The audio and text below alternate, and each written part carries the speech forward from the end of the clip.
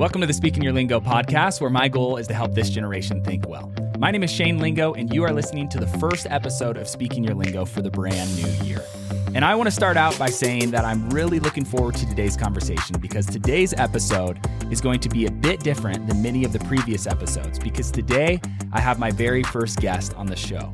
But before I introduce our guest, I want to mention the focus of today's episode. Being that it's the start of a brand new year, I wanted to wrestle with the question, how should people view exercise and physical activity? And to dive in even more specifically, how should Christians view exercise and physical activity? In other words, how does exercise and activity fit into a biblical world view?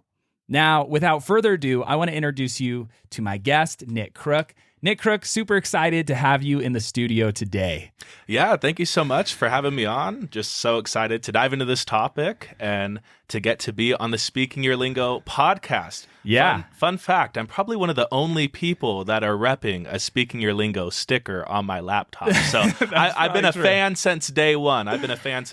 So super excited to be on. Love it, love it. Well, I was trying to think about back when we first met because I wanted to give people a little bit of a background on how we met, how we know each other. And I think if my math is correctly, I'm thinking about 7 years ago. Does that sound right to you? Yeah, no, that sounds about right. Probably about 2017, maybe 2016. And you were, how old were you back during that time frame? You were young. A junior in high school. So I would have been 16, almost 17 when we first met. Yeah, that is so crazy. So you were in high school. Back then, I was your student ministries pastor, and you were a huge part of my student leadership team back then. And eventually you went on to become my intern later when you graduated. Which is pretty crazy to think about where you're at right now, right? Because What are you doing right now? Yeah, right now I am the pastor of student ministries in the same youth ministry where you were my pastor. And so that's been an incredibly awesome and humbling experience to now be, leading the ministry that once poured so much into me. Like super, super humbling, super great experience. And yeah. Yeah, which is, it's crazy for me to watch you literally from 16 years old. Now you're a full grown man. You have a wife, you have a baby girl now. That's right. You were there when I was just a young, crazy teenager through college, through, girlfriends, through engagement. You married my wife and I. And fun fact, you were actually the last person to see my wife and I before we gave birth to our first child. You randomly gave me a call while my wife and I were on the way to the hospital for kind of a planned C-section. We were going over in the timeline, and so we had to get induced. And you called, and I was like, hey, weird timing. I'm on my way to have our baby. And then I look over, and you're in the lane next to me off 134th, which is a road. Was it 134th at Draper? I think 123rd. 123rd, like yeah. Just crazy coincidence. So, no, you've definitely been there for a lot of milestones. Awesome. Well, love it. Super excited again just to have you on the show and get to do this. But with that, I want to jump into today's topic. So with it being the start of the new year, people are thinking all about kind of their New Year resolutions, their goals for the year, the things that they want to do, and kind of their hopes and dreams for the future. And with that comes, for many, a new focus on exercise and getting healthy. And I mean, the new year is kind of a great opportunity to do that if you think about it, right? To focus in on those goals and the things that you want to change, the things that you want to make better. You get to look back on the last year, and either it's kind of a look of like regret of the things you didn't do, or it's kind of a look of like, I accomplished a lot and I want to kind of keep this train rolling, right? And so we kind of tend to do that during this time of year. And you, even before that, you just recently started getting into working out within the past few months or year or so. Tell me a little bit more about that. Yeah, I just started picking up running, and this has kind of been a really challenging thing to take on for me because I've never been super fit through the lens of endurance. Growing up, I did karate, and that's kept me physically fit, muscularly fit. However, it was short burst, 3-minute rounds, a 5-minute form or kata, and that was pretty much it. Yeah, and so, you were young, right? So it's like it feels like physical activity is always easy when you're young. for sure, 100%, 100%.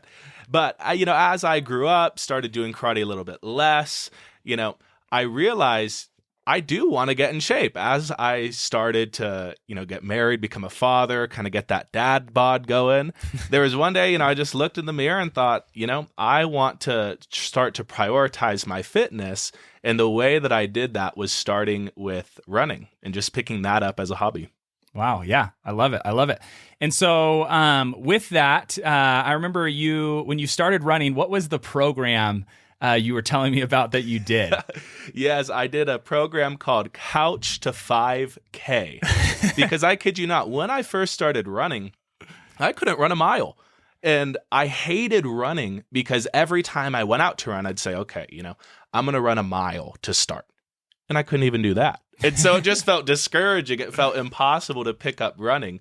But this Couch to 5K program, as funny as it sounds, it was the perfect intro to running because it started with, run for a minute, walk for a minute and a half. And you do that a few times and that's the exercise. And I remember after getting the hang of it thinking, I can do this. Like taking it kind of piece by piece made it so much more bearable because I used to be one of those people who would say, I hate running. What's the point of running? It's so hard. Why do people do it? It's just self-torture if you want to run. And I used to throw so much shade at it. But once I started at a pace that made sense, from someone who would have just been laying on the couch, it wasn't very long before I was able to start picking up running at that level. Yeah, I love it. I love it. So with that, do you have any New Year's resolutions for for you personally for the year? Any goals?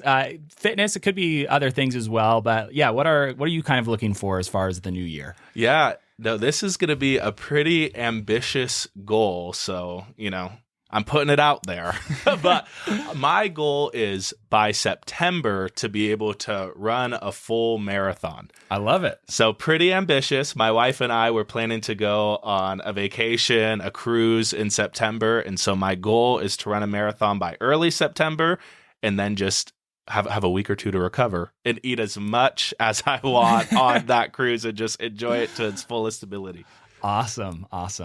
Yeah, I was thinking about my New Year's resolutions for the year, and I've gone back and forth on what do I think about New Year's resolutions, and I think they can be great. I think it's good to I think it's great that we have a time of year where most of the people, at least in America, are sitting down and they're thinking about what do I want my goals to be? How do I want to change my lifestyle? How do I want to be more intentional as opposed to just letting life come at me? Being active and participating in life. And yet I also kind of recognize what we see in our culture, which is you start out the first, 2 weeks strong. And I don't know what the statistics actually are, but by 2 weeks in, especially if it's going to the gym, you walk in and there's no one there anymore. Right. And I remember back when I used to lift weights, I would look forward to the time when all of the people who were going to quit, which I guess is bad, right? I don't know, but they would be gone, right? They wouldn't, be in the way at the gym. And so it's kind of interesting to think about. And so I didn't really set up necessarily any New Year's resolutions this year, but I was already kind of working towards some of those other goals. And one of them is to run my second marathon. And I had one that I was signed up for at the end of January, but I saw this one pop up in an email somewhere, and it was called the Revolution Run on January 1st, so New Year's Day. And I decided to sign up for it. And what was different about this marathon was it's an indoor marathon at the Olympic Oval up in Kearns. And so I decided to sign up for it. And it ends up being 97 laps around the Olympic Oval to run the marathon. Wow. So anyways, so I signed up and I did it. And it was the first of the year. And I got to thinking about it. There's two ways you could kind of view doing something big like that on the first of the year. You could kind of think about it as okay, I've already done a marathon. Yeah, I'm good. So I'm good. I've done my New Year's resolution and now I get to chill the rest of the year. I get to relax. Or I guess you could kind of look at it as okay, that's just the start. Where can I go this year? Exactly. I'm not sure where I land on that yet. Maybe it'll be I started there. Maybe it'll be, it'll push me to do more. Well, one of the reasons I wanted to have you on the show today, besides just I thought it would be fun to get to connect and talk about some of these things. But right now, you're in the middle of working towards getting your MDiv through Talbot Theological Seminary, right? Yeah. Mm-hmm. And so you've been in that program for a few years now. Mm-hmm. And I thought it would be fun to talk about kind of this biblical view of exercise and health. And I've been kind of curious as to what the Bible has to say about physical health and exercise. I mean, for me, exercise and health, I know have become like a pretty big part of my life. And anytime something in your life takes up a substantial amount of time, a substantial amount of focus and energy, I feel like it's good to step back and say like, and you naturally do this when you're running, like you're like, is this worth it? Like, what am I doing out here? Yes. And so you start to ask all those questions. And when you're doing those long distance runs, as you know, as you're working up towards those as well, it's like you have so much time to think in your head. And so you're thinking all of these questions, and you start to think like, I start to ask the question, like, what is a biblical perspective or worldview when it comes to fitness and health? And how much of a priority should we make this in our lives? And all those questions started to come to my mind. And I thought with you in the middle of seminary, this would be kind of a fun question for you to kind of think about and wrestle with all the things that you're taking in right now in this season of your life. And so, yeah, it's just kind of an interesting question. And it's one of those questions where I just didn't know the answer off the top of my head. Not that I have like an answer, there is the answer, but I didn't have a great answer for myself to think through when it came to this question. And so I started asking all these types of questions like, did Jesus ever go for a jog? You know what I mean? That's a great question. Well, Jesus was raised to be a carpenter, which also means he probably did some stonemasonry. So he was definitely a lifter. He was a lifter. He was a lifter. So he wasn't a distance runner. He was a lifter. He was swole. I mean, he bore his own cross. That takes some muscle. He was a muscular dude. That does. Yeah, But what do you like? I just kind of want to throw those questions, and not necessarily small questions, but I want to throw those at you. Like, what do you think? And how should we view this? What is a Christian? What is a good Christian perspective on this?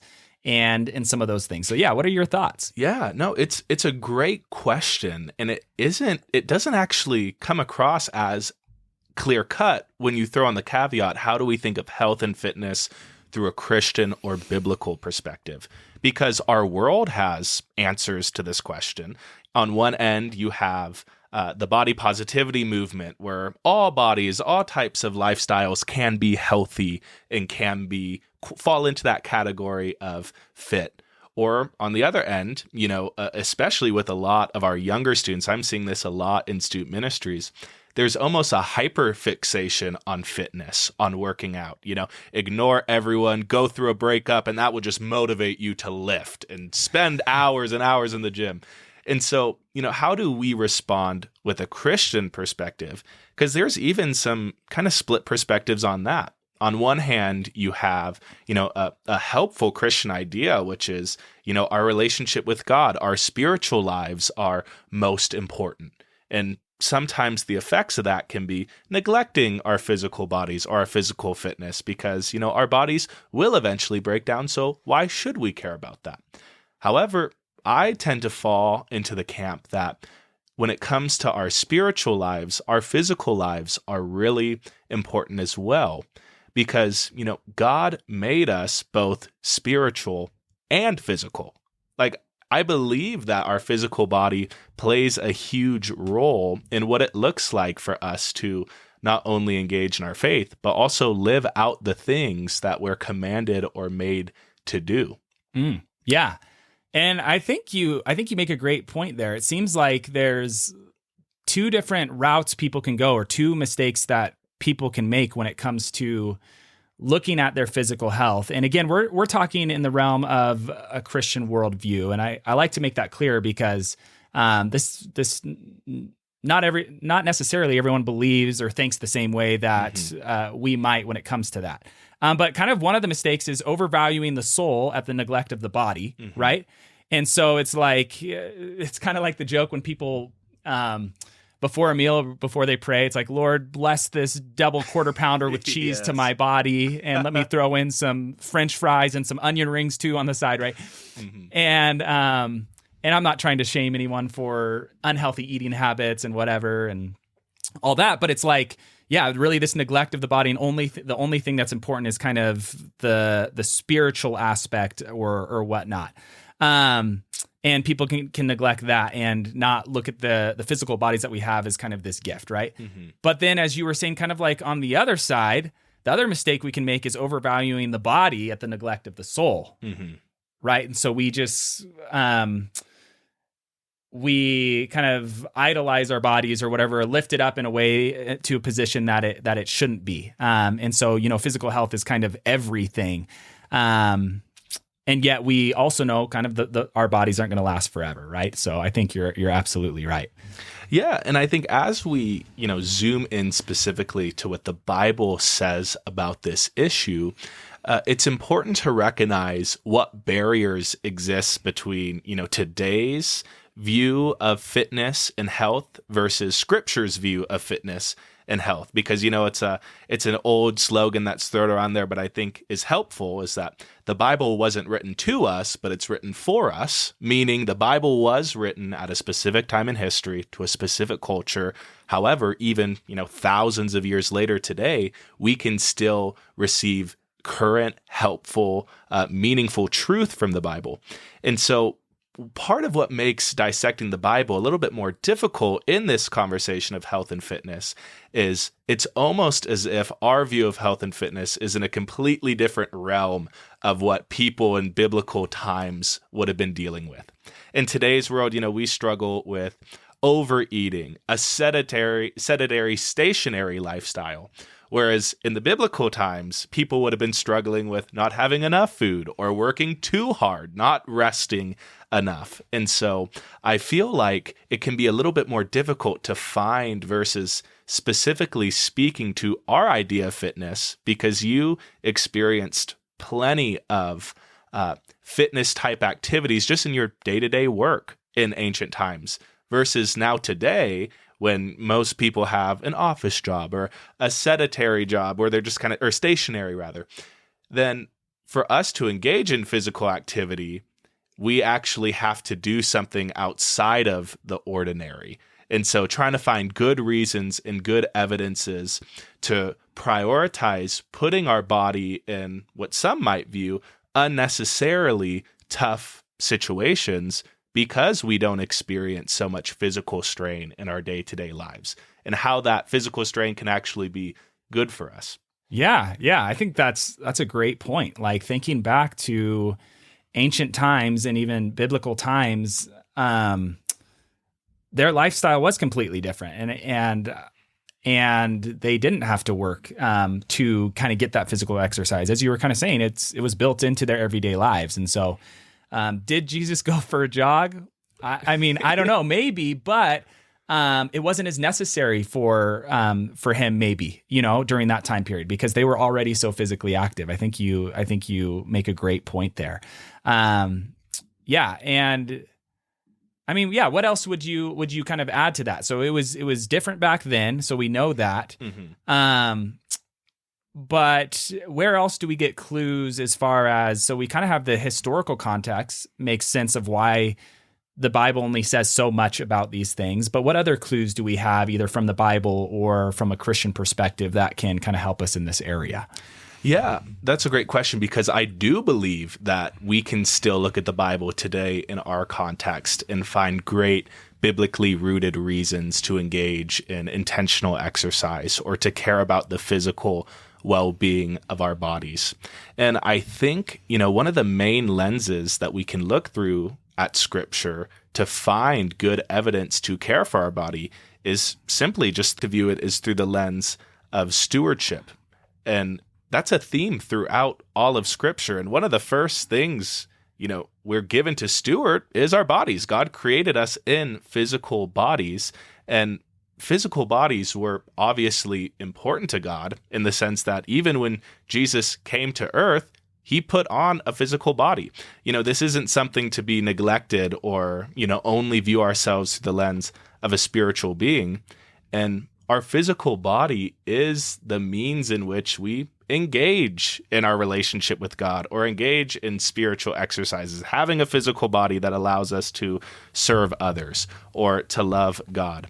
And I think that there's wisdom involved with that. And how do we care for our bodies in a way that allows us to live out the different commandments or responsibilities that God has called us to do?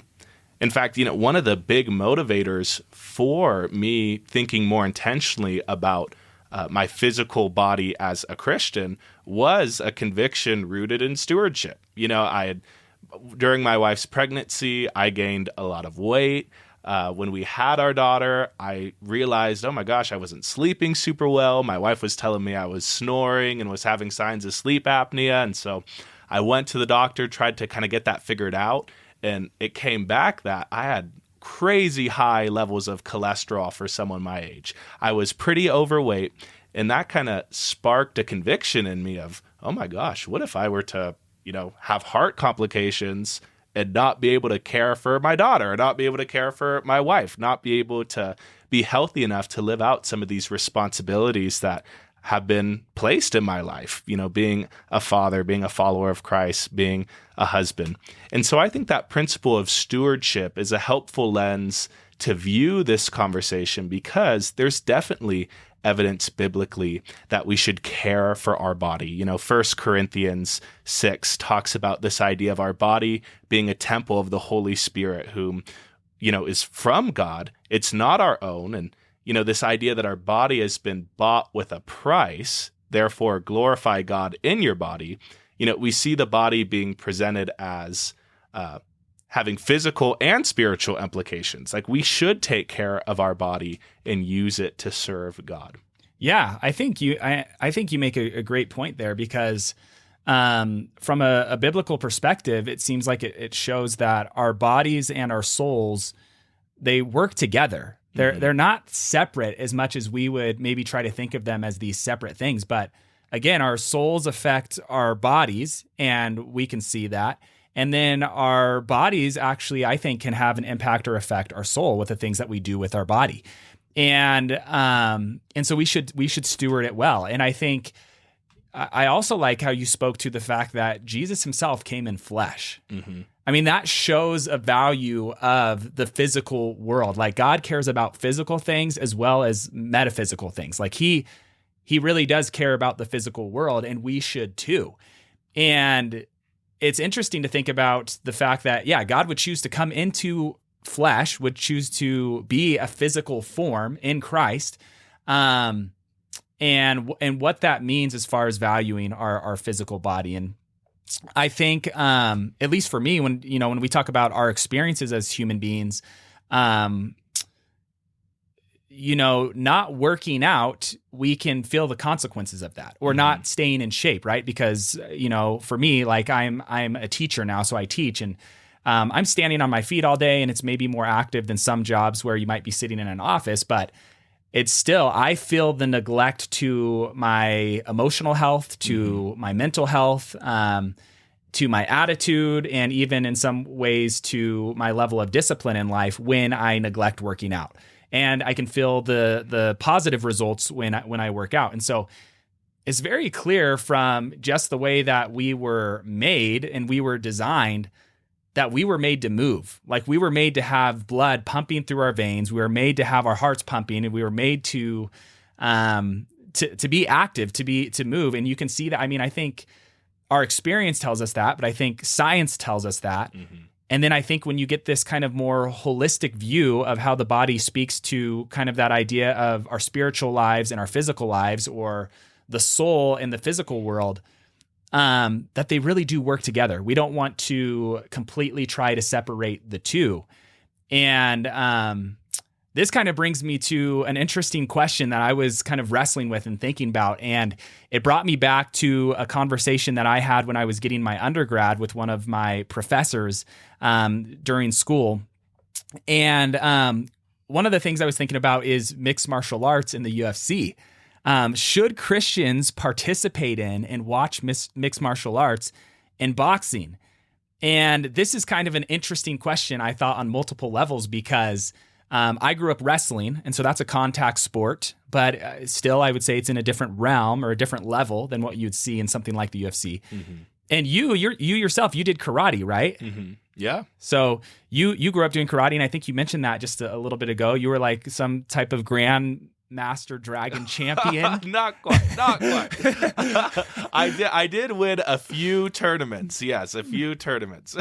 So it's kind of interesting to think about in our modern world where UFC has become so big. I can't remember the situation, but like there was a deal that went through with the UFC and the WWE, I think, or I don't know the details on it enough to speak to it intelligently, but where the WWE just sold in connection to, I don't know how it all worked, right? But anyways, it's worth a lot of money. It's $1 billion industry, and a lot of people watch it. And so I'm torn when I think about something like the UFC, and you kind of bring in this aspect of sports because while I grew up wrestling, and that is a contact sport, and I could watch something like that and enjoy it as a sport, and I appreciate kind of the technical aspects when I've watched UFC in the past, I've also found myself not watching it for years now, and it's because I can't get over kind of the difference between the two, which is watching two people beat each other until kind of their faces are bleeding, right? It seems different. Now, I'm not taking a stance because honestly, I don't have an answer to this question. I just wanted to bring it up to get you thinking, to get me thinking, to get people thinking about the question. And one of the best arguments I heard that got me thinking about this, again, goes back to when I was getting my undergrad, and I had a professor and his argument against things like the UFC and mixed martial arts is that our brains are what allow us as human beings to display the image of God in our lives. Okay, so think about it. Our brains, which is what, and I believe that I was doing some research and reading like the difference between our minds and our brains and how they work together. So that kind of gets crazy, but essentially what I believe and what I've thought about is that our bodies and our brains are what allow our minds to kind of work through us. Okay, if that makes sense. And so if our brains are injured and they're not working right, it's very hard for us to display the image of God in our lives. And what I mean by that, if you think about some of the ways that we display the image of God without going too far off on a rabbit trail, we display the image of God in some ways by being able to make choices to love others, by our moral choices, the things that we do that are right and wrong. We display the image of God when we think about our thoughts. We're the only beings, or the only creatures, I should say, that can think about our thoughts, right? And so all of this comes down to the fact that our bodies, and our souls and our minds, or our bodies and our physical bodies work with our souls. And when you start to injure those things, it actually affects your ability to be able to actually display the image of God. That was my professor's argument. And I tend to agree with that, right? If you have a brain injury of some sort, your capacity to be able to serve people and to love people is hindered, right? Which is kind of interesting to think about how those two things work together. And so we want to take care of our minds the best possible way. And obviously that changes throughout our lives. Like when we get older, our cognitive capacities and our ability to do certain things is going to be limited. Now, I'm not saying that you're less valuable in the eyes of God or as a child of God if you have some sort of cognitive disabilities or things like that. But we certainly don't want to live a lifestyle that's reckless, that destroys those things in us. And we want to live out the capacity of our physical existence the best ways possible. So, but yeah, I want to kind of throw that just your direction. Like, what do you think about some of those things? Like, and maybe you haven't spent a lot of time thinking about, those things, but yeah, what are your thoughts? Yeah, no, I think that there's three kind of angles to view the conversation of kind of the UFC, the more intense compact sports. And I think the first angle is as the participant, to engage in it. And I think you bring up a lot of great points on how, your physical body can affect the brain, which can affect the mind and that kind of trickle effect. But I think it's important to recognize that, it can be a good thing to push our bodies for the means of fitness, to try to put ourselves at extremes for the goal of a productive kind of building up of the body, of, being more fit. But sometimes you can cross over that line into where it is a little bit more reckless, where, not all physical activity is good. I mean, if you're engaging in it to an extent where you are breaking down the body or you are hurting yourself, it's becoming unwise physically for you to participate in that, then it becomes a wisdom issue. And that's where, as I look at things like UFC, I would say that's a big danger. And, having a karate background, I knew a lot of people who started in karate and they enjoyed it. They liked it. Just the nature of karate fighting is it being a little bit less contact, more controlled, which, having it be more controlled in itself is a discipline, learning how to control your body. And then in life, they would go on to these higher contact sports and just get injured, just get beat up, and find themselves going back to karate as a way to not be in a situation where they're really putting their body at risk. And so from kind of my own personal experience in that wisdom approach, I would say, participating in these heavy contact sports like UFC would be, I would argue, unwise or not good for your body. And in a way, if you're engaging in something that's destructive to the body, and as a Christian, if our bodies were bought with a price, then it is being a bad steward of our body. Yeah. And I think you make a great point. I like that you brought it to the wisdom category. And that's kind of where I feel like I land, or at least look at it, is from that wisdom perspective, as I think through the arguments and the realities of it. And so I like that you said that. I think thinking through it, is this a wise choice, or is this not a wise choice? And then where do we go from there? And I don't want to just pick on, things like the UFC. It's interesting because if you make that argument, you also hear the argument, well, what about football? Right. Mm-hmm. And we know that there's brain injuries that happen in football when people get hit in the head too many times. Any sport where you're again getting hit in the head so many times. And I think it does become a question for us. Is this the wise thing to do? And again, I don't have it all figured out. I just thought it was an interesting question. And I thought what I liked about it, though, is it kind of brought out that aspect that you were talking about just a little bit ago, that our spiritual lives and our physical lives are very connected. Mm-hmm. And we don't want to neglect one and focus too much on the other. And we don't want to focus too much on one at the neglect of the other. And so, yeah. Now, you kind of brought up 1 Corinthians. Are there any other passages that you would say that are in the Bible, New Testament, Old Testament, that give us any hints or clues as to how we should view physical fitness and things like that? Yeah. One passage that I think is really interesting, and it doesn't necessarily speak directly to fitness. However, the Apostle Paul uses an illustration also in the first letter to the Corinthians. And in chapter 9, 24 through 27, he says this: "Do you not know that in a race all the runners run, but only one receives the prize? So run that you may obtain it. Every athlete exercises self-control in all things. They do it to receive a perishable wreath, but we are an imperishable. So I do not run aimlessly. I do not box as one beating the air, but I discipline my body and keep it under control, lest after preaching to others, I myself should be disqualified." And what I really like about this passage is Paul is, using physical activity as an illustration to, the spiritual life. And something specific that I like is in verse 25, it says, "Every athlete exercises self-control in all things." And I think, what really stands out about this passage is, unless you were engaging in some sort of physical activity, you might conceptually understand what Paul's saying here, but the metaphor wouldn't actually have the same effect unless you actually experience it. That as we engage in physical activities, as we engage in fitness, it can actually not only build up our body, but build up our character.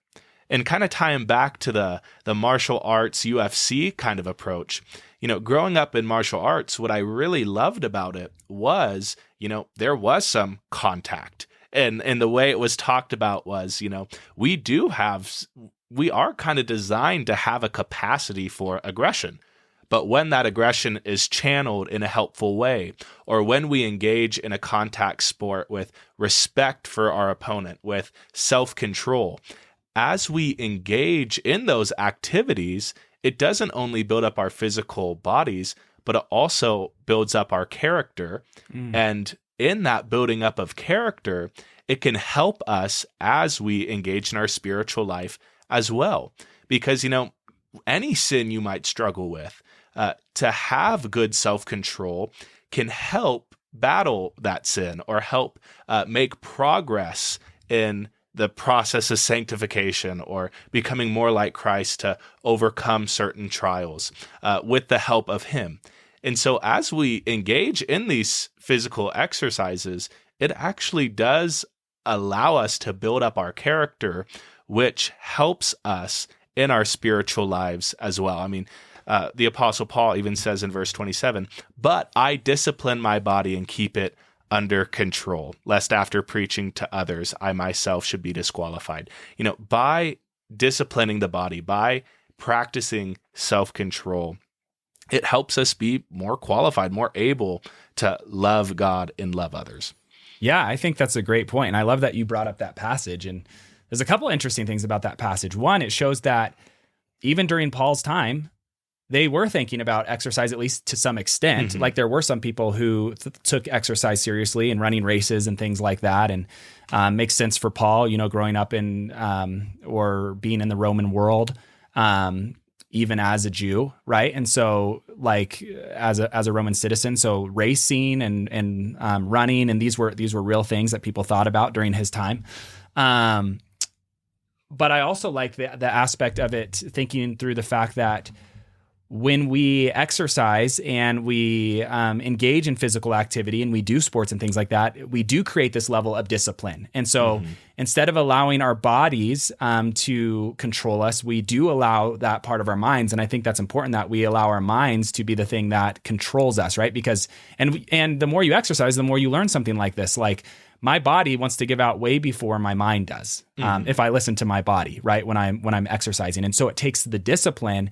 And exercise in sports is one of the things that allows us to kind of practice that discipline and to learn that discipline and to have control over our bodies and allow our minds in some ways to become stronger. And so, and I think we know that. I don't know if we've really hit on that a ton, but when we exercise, it's not just about disciplining our bodies physically, but it's also about disciplining our minds to be in control of our bodies. And so I love that. I love that thought. Well, as we're getting ready to wrap up, I just kind of wanted to take a moment to pause and to kind of summarize what we've said so far. So as far as kind of a Christian worldview and from a Christian perspective, what do we really want to leave people with as far as what we've thought about when it comes to a biblical or a Christian worldview when it comes to this idea of exercise and fitness? What are some of the things, the key takeaways we think people should walk away with? Yeah, kind of to introduce something new, but to help summarize, I think, one of the most popular Bible verses about fitness, and we would be wrong to not bring it up in this conversation, is 1 Timothy 4:8. And it says, "While bodily training is of some value, godliness is of value in every way, and it holds promise for the present life and also for the life to come." And I think this verse does a perfect job at saying, bodily training does have value. Like it is important, but ultimately it's our godliness or it's our spiritual health that is of utmost importance. And so as we're summarizing what we've talked about, our body is something we were given to steward. Our body does affect our capacity to engage in our spiritual life or to live out the different commands we've been given to love God and love others. We do that via our body. And so it is important to care about health and fitness. And as we recognize that we do live in a society and in a culture and in a stage in human existence where, our main battles are overeating, not moving enough, unhealthy diets, that physical exercise is something we can do to build up our body so that we might benefit spiritually, mentally, gain in self-control, gain character so that we can live out godly values. And in the conversation on UFC, not everything physical is helpful. Part of considering what it looks like to engage in fitness is balancing stewardship and wisdom. Which activities are actually more harmful for the body and actually do more to destroy the mind and the spirit than build it up. And so kind of walking through that is finding this helpful balance between, we are called to steward our bodies. Bodily training is of some value. However, it should be directed towards the means of godliness, because that is a value in every way. And it's something that will carry over into eternity, because like scripture points out, Romans 8, Philippians 3, this idea that our bodies are fading away. One day, our physical bodies will be no more. We'll be given a new body, a heavenly body, a perfect body. However, here on earth, it's still important to focus on it and steward it well so that we might be able to engage in a healthier spiritual life. Love it. Yeah, absolutely. So we want to use wisdom. We want to think through this well. And our bodies, as you said, our physical bodies affects the soul. Our soul affects the physical bodies. These things work together. And so we want to think about them well. Well, Nick, I want to just say thank you for joining me on the show today. This was a fun episode. Hoping that our listeners get some good things from it. As you guys are listening, if you have questions, always feel free to send those to me. You can go to speakingyourlingo.com and communicate with me through that or through social media. Other than that, again, I want to say thanks for listening.